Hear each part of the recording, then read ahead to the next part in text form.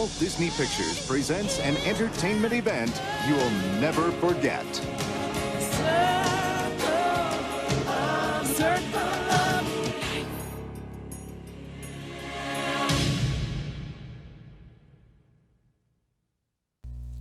What is up, YouTube? I'm NintendoMan64, bringing you the next episode of The Lion King on the Sega Genesis. In the last episode, while I went through the elephant graveyard and the stampede with relative ease, I talked about the film's cultural impact, both how people have viewed it positively and negatively.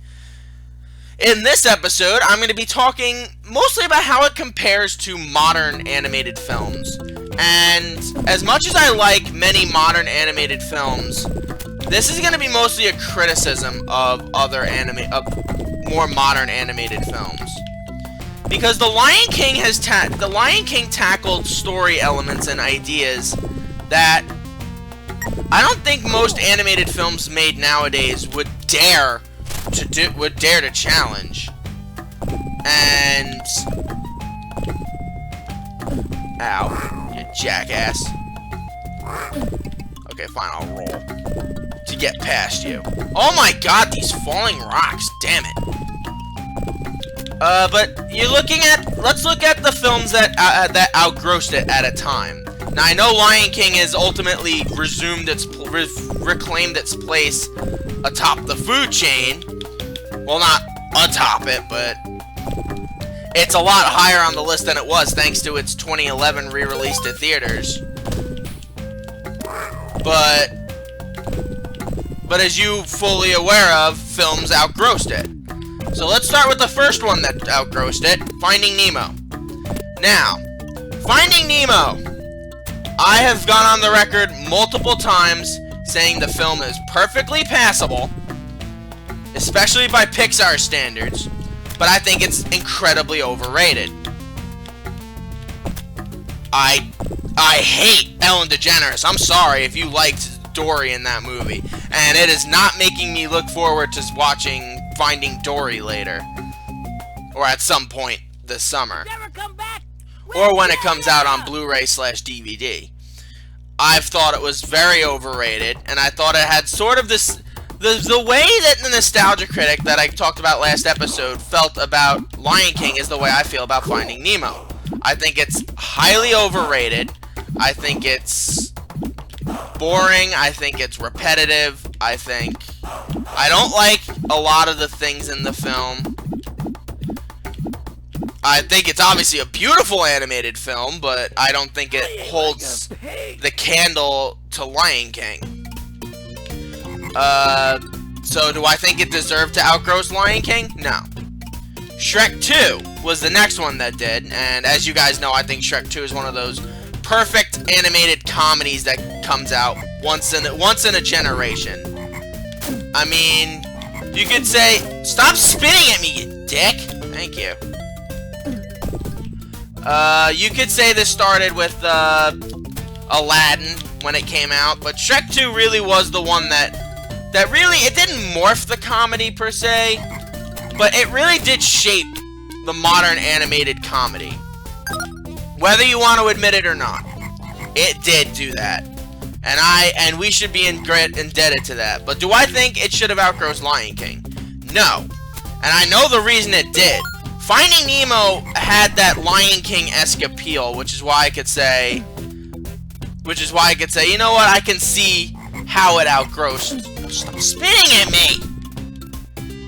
I could see how it outgrossed Lion King. I don't like the fact that it did, but I can see how it did. Shrek 2 had to have had, like, the Titanic appeal. Like, everybody had to go see it because it was such a good comedy. It wasn't exactly a great animated film, but it was still a good one. Next up is Toy Story 3, which I think it's a perfectly fine Pixar film. I don't think it's as good as Up or as good as Toy Story 2, but I think it's still a serviceable animated film nonetheless. And oh, damn it, I wanted to get up there. Oh well, because I could have used the extra health. Looks like I'm gonna die. I'm definitely gonna die against this freaking gorilla.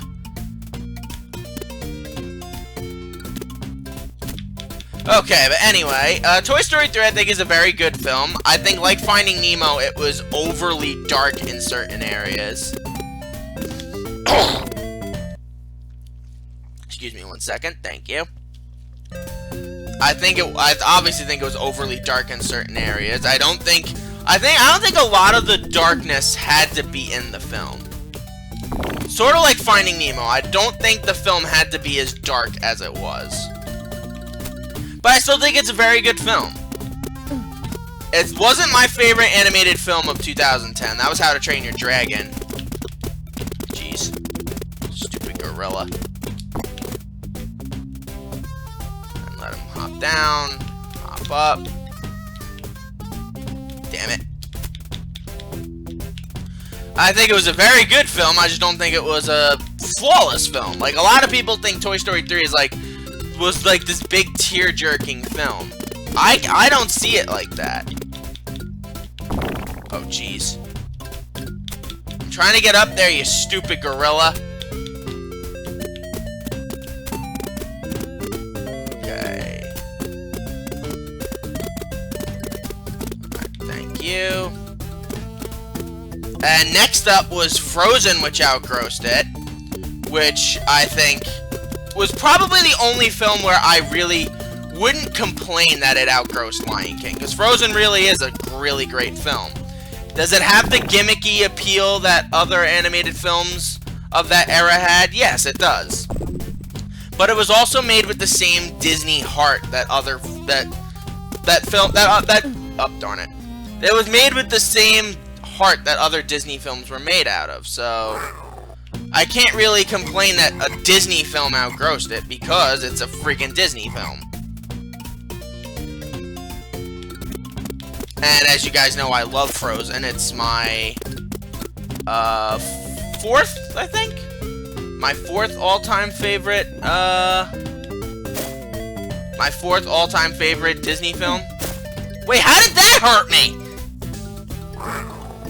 What the hell was up with that? How did that hurt me? I jumped on it. And if this friggin' monkey slaps my butt again, I'm gonna be pissed. But anyway, I don't mind that Frozen outgrossed it. I'll never have a problem with that, because it's a Disney product.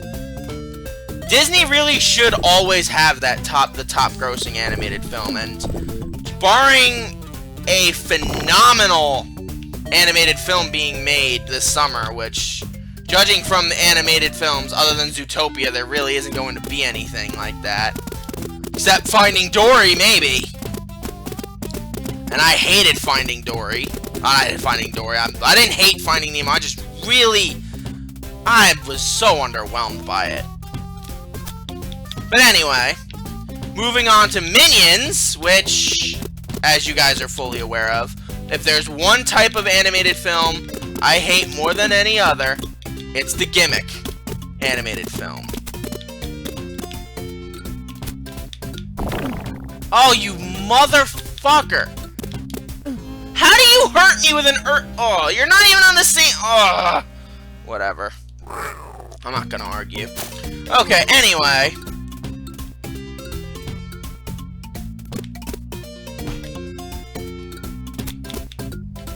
Okay, anyway. Minions, I hate it. I don't understand. I never understood the appeal of the Minions. I thought they were always childish with their humor. I never liked them. I never liked Despicable Me. Never liked the sequel. And personally, as you guys are aware, I hate gimmick animated films. I hate Ice Age for the same thing. I hate Rio for the same thing. I hate Angry Birds. Angry Birds I actually did see, and I hate it. It wasn't funny. If you're gonna make a gimmick film, you have to make it like the Lego Movie, where it's perfect, where it's a great film, alongside just being a gimmicky film. And the last one to outgross it was Zootopia, which was out this year, which, again, is a Disney film, so I'm not gonna argue with it having outgrossed Lion King, because it had that same Disney heart. And that's the problem with Disney that I've noticed over the years. Actually, you know what? I'll talk about that one next episode. So let's just finish up here, because this one took a bit longer than I would have hoped. But that's okay.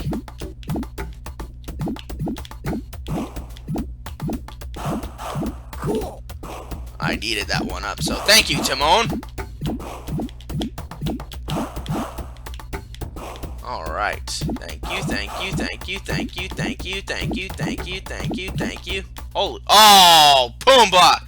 I ate like a pig. We could have done better than that, dude. Okay, we will resume here next episode. Thank you guys for joining me. I'm Nintendo Man 64. Join me next time, where we go through the first two levels as adult Simba, and ultimately talk more about how really Disney changed after Lion King, and really how you can divide Disney up into different eras. So we'll be talking about that next episode. Until then, sayonara.